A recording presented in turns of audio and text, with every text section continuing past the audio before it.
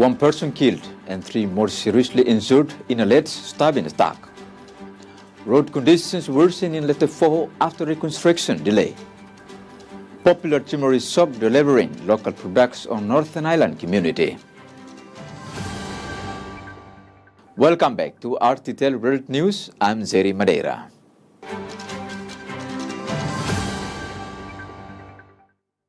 A child has died after an alleged stabbing in Roman, a village in Delhi earlier this week. A 7-year-old lost his life as a result of the alleged attack, while 3 more victims suffered serious injuries. This story contains details and images that may be distressing to some viewers. 4 victims were immediately evacuated to Comoro Health Center after an alleged stabbing on Monday. 7-year-old Rttl.Ep dos Santos sadly lost his life, while Zunidia Nenokait 5, Vitalis Kolo 21, and an unknown 4th victim suffered serious injuries. Zunidia's father said the suspect stabbed the victims while they played in a neighbor's house. My son was playing in the neighborhood. Suddenly, he was stabbed by the suspect. So I, as the victim's father, strongly condemn this act of violence and ask the relevant authorities to process the suspect according to the law, because my son has been seriously injured. He called on authorities to take action to prevent further incidents. And I asked the police to take the suspect to be secured in the cell so that such cases do not happen again in the future. A 30-year-old suspect from Rikusi, referred to by authorities as suspect FXC, was detained by police. The National Police spokesperson confirmed that the accused is suspected to be suffering from mental illness. We have identified some documents proving that the suspect has been undergoing treatment for mental illness. Suspect FXC was assessed by doctors on Wednesday. We can strongly suspect his mental illness because he doesn't know what action he's doing. Dr. Quintan stated the suspect's family must also be assessed before making a definitive assessment, and another consultation will take place on Friday. I need the family story about what he told me so I can establish the right condition. The body of Rttl.Ep dos Santos was taken to the National Hospital Guido Valadares by Criminal and Forensic Investigation Services for autopsy. Zeri Madeira, Juvenal da Silva, RTTL World News. Poor road conditions between Glenu and Rttl are restricting transport of people and goods between communities during the rainy season. Community members are calling on the government to accelerate the road's reconstruction process urgently after the company responsible for the project confirmed it could take twice as long as originally planned. In January, Prime Minister Sanana Guzmão launched the groundbreaking for a new road construction in Rttl, Ermera. When the road is good, it facilitates students to go to school, patients to be treated in hospitals, and local communities can transport their products to the national market. But months later, construction is yet to begin. Recently, the government came to launch road rehabilitation in Eraulu. It was a big party, and we were all happy that we can have new road. But until now, it remains in poor condition. Local vendors and residents are concerned about poor road conditions, making it difficult to commute between communities and transport goods. The road is in a very poor condition, making it difficult for us to commute. It is hard for cars and motorcycles to go through this road during the rainy season. Glenu Road connecting Rttl Atsaba is so bad during the rainy season. We often need to stay overnight on the road because the car cannot pass through the road. The reconstruction of the 84-kilometer stretch of road is being implemented by China's Civil Engineering Contracting Corporation with a total budget of over $38.8 million. Locals say the quality of the road has worsened since the company took on the project. The road used to be drivable, but since the company came with some soil to flatten it, it got worse during the rainy season because it turns into mud. At the time of the project's launch in January, it was said to be completed in 1 year, but is now expected to take over 2 years to complete. On Wednesday, the Chinese Civil Engineering Contracting Corporation confirmed the company is still preparing to mobilize its machinery before starting construction. We mobilize the equipment to Gleno, to our camp first. And also we do the maintenance for the road because we see the road is very terrible. So I have to do something to make sure the road can temporarily use for all the people. Mr. Jengo said the company will keep the community informed, having worked with communities in Timor-Leste for the last 2 years. We have some experience how to communicate with the communities because we know do any project not just the contractor responsibility, it's also the community should together work. RTTL World News contacted the Minister of Public Works for an update on the project, but the minister was unable to provide a response before deadline. Meanwhile, the Gleno Urban Road and drainage system will be rebuilt in 2 phases by Sabrica Construction Company, costing a total of $5.85 million. Jerry Madeira and Basti Noroña, RTTL World News. While Timor-Leste's private sector remains small, some Timorese have set up successful businesses of their own on the other side of the world. RTTL World News met with one business owner in the town of Dungannon, Northern Ireland, who imports goods so the growing Timorese community can cook the meals that remind them of home. Before the doors have even opened, Timorese shoppers emerge, ready to be first in the queue for newly imported foodstuffs from afar, rushing to get produce before it's even been put on the shelf. Demand to get the key ingredients for favourite dishes is high, and so are the prices.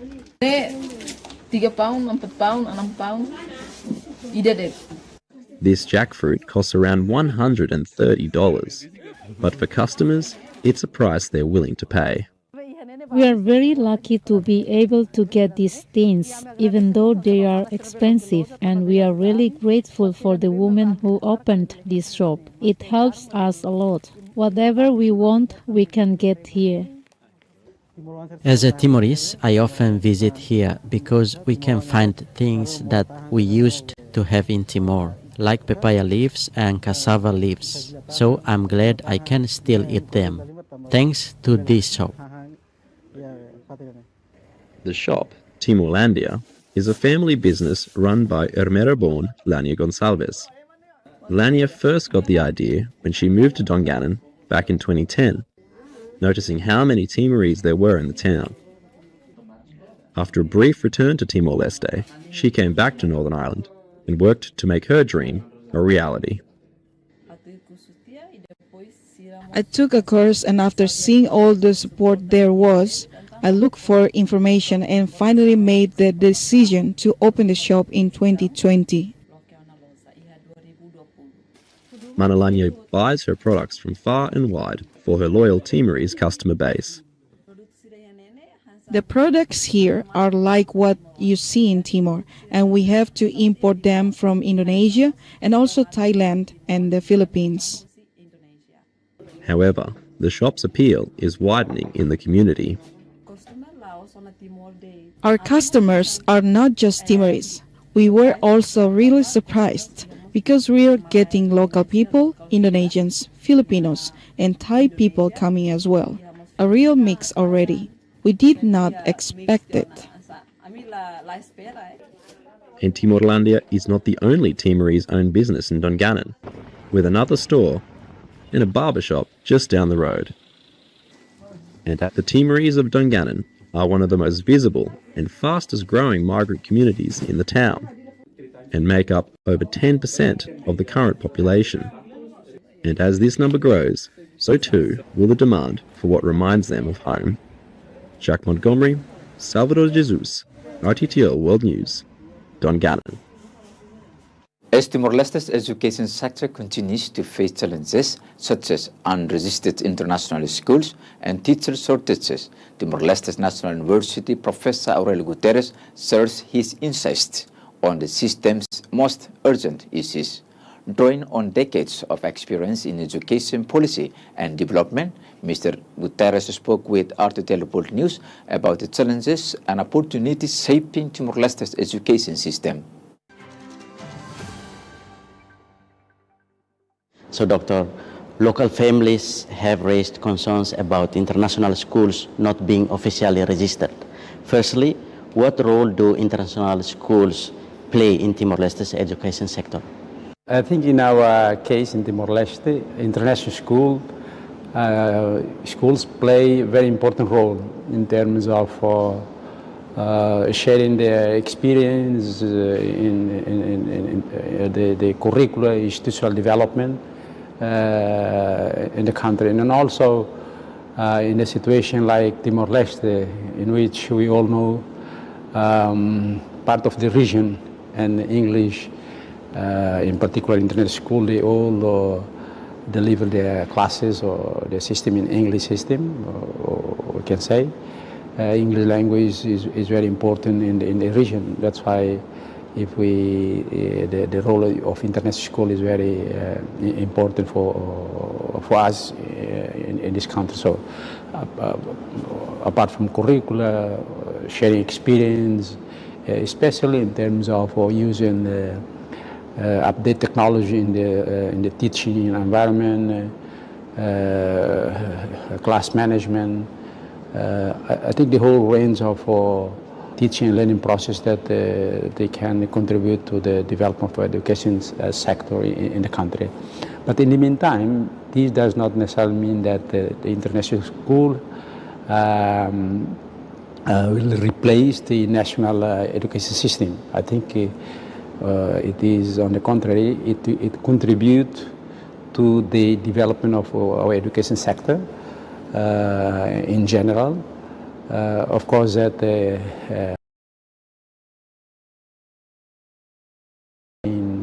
cornerstone of our education. What are the implications of a school not being registered?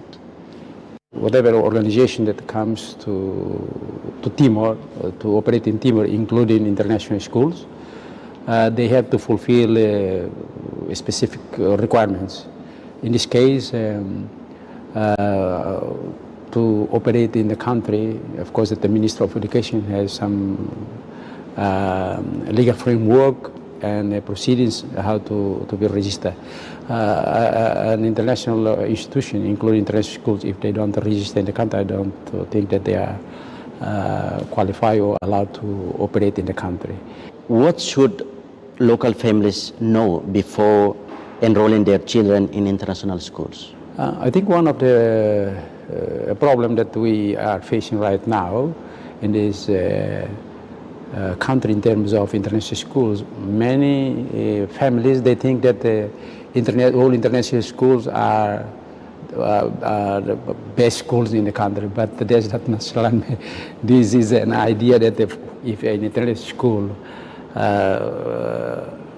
because international schools that are operating here coming from different countries, Australia, Singapore, the Philippines, I think they are, but in terms of quality, I believe that they don't have the same.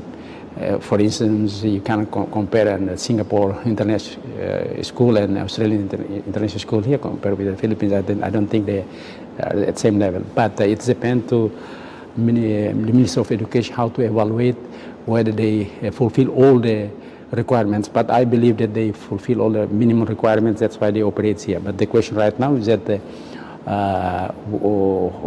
they can easily get licensed to operate here. That's another issue. It depends on the Minister of Education how to evaluate and to decide.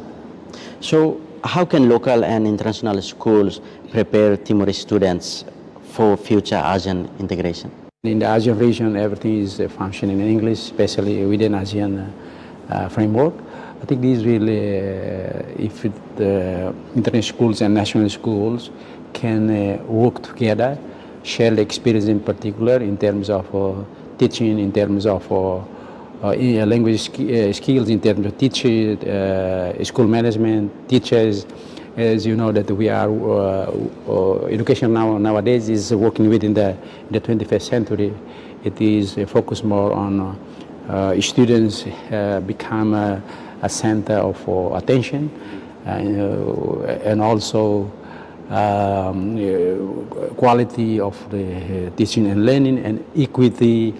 I think these are elements, important elements that can international schools and national schools or local schools can share. But the most important is share the experience, especially teaching, learning, facilities. Of course, that why in our national system, one, as we all know, that one of the problems that Timor-Leste is facing in the education sector is facilities and teachers' capacity, human resource in particular, ongoing training for teachers or continuous training. I think these are one of the main gaps that maybe international school can fill, and then in this case to prepare our human resource in particular to participate in the ASEAN system. Thank you very much. Nice to meet you again. Timor-Leste's national futsal team concluded its campaign in the 2026 ASEAN Futsal Championship with a 3-1 victory over Myanmar earlier this week. Despite the victory, Nelson Disqual's squad was unable to advance to the semi-finals after being defeated by host Thailand and Vietnam in previous matches. Here are the highlights.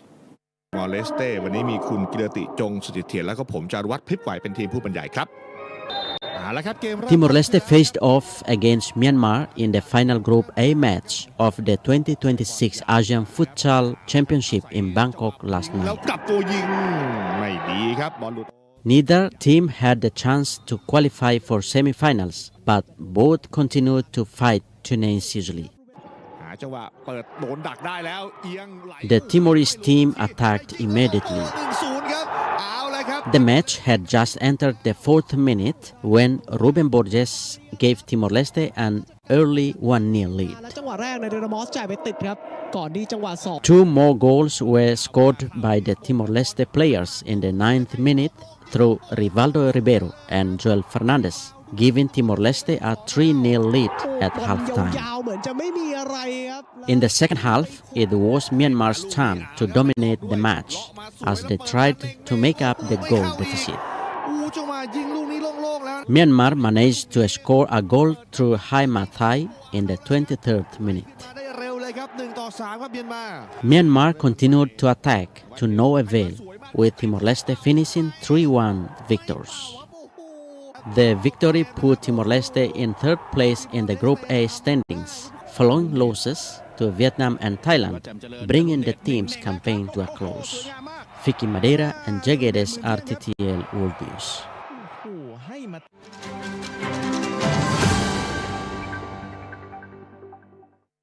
In international news, more than 1,000 beehives have been destroyed in the ACT by varroa mite. The parasite has now spread throughout the territory and is expected to halve the region's bee population, but experts say there is a good chance the bees will bounce back. It's a worrying trend for local beekeepers. Routine checks revealing hives in poor health. These are they're not doing so well. Varroa mite was first found in the ACT last April, and it's estimated to have impacted half of the territory's 6,000 hives. It reduces the health of the hive, so they can't fight off wax moth or hive beetles. 1,000 hives have been completely wiped out. We have varroa across the whole territory. We have had it reported in every major suburb around ACT in all the corners. Beekeepers can manage varroa mite once it's in their hives, but they have to be diligent. This is a varroa wash using methylated spirits to flush the mites off and count how many there are. What are we at? 20. 20? Yeah. That's still pretty high. The ACT government's biosecurity team is asking beekeepers to register so they can advise on how to protect their hives. If you're not testing for Varroa, you will lose your hive. The loss of bees will also affect local produce. Your veggie garden and your fruit trees will probably not be as productive because there's less pollinators around. The Rttl.Ep mite is expected to have affected every beehive in the ACT within 18 months and halve the bee population, but it won't wipe them out.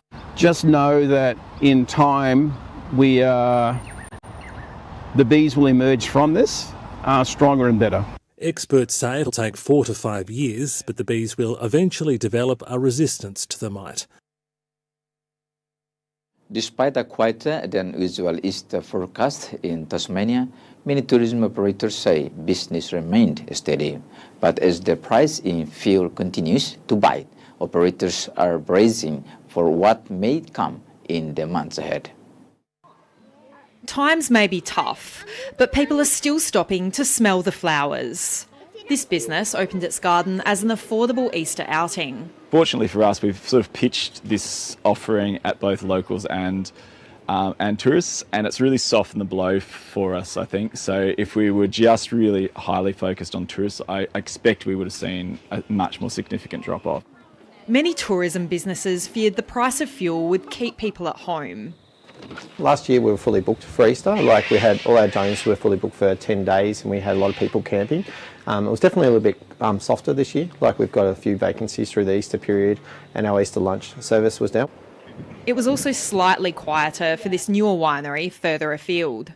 Stanley's obviously got its name in tourism and people are always going to travel there, so we're lucky we're on this side of it, on the east side of it. Many would have had Easter plans organised before fuel prices began soaring. With winter around the corner and no clear end in sight for the conflict in the Middle East, tougher times could be ahead for operators.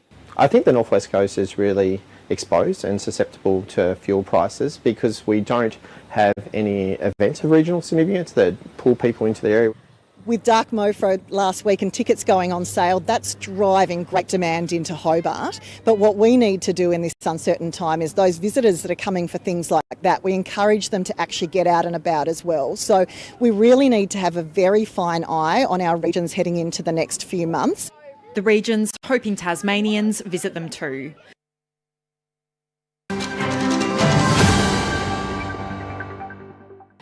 Another weather with the Geddes. Thanks, Jerry. Here's the weather for tomorrow, starting with Dili.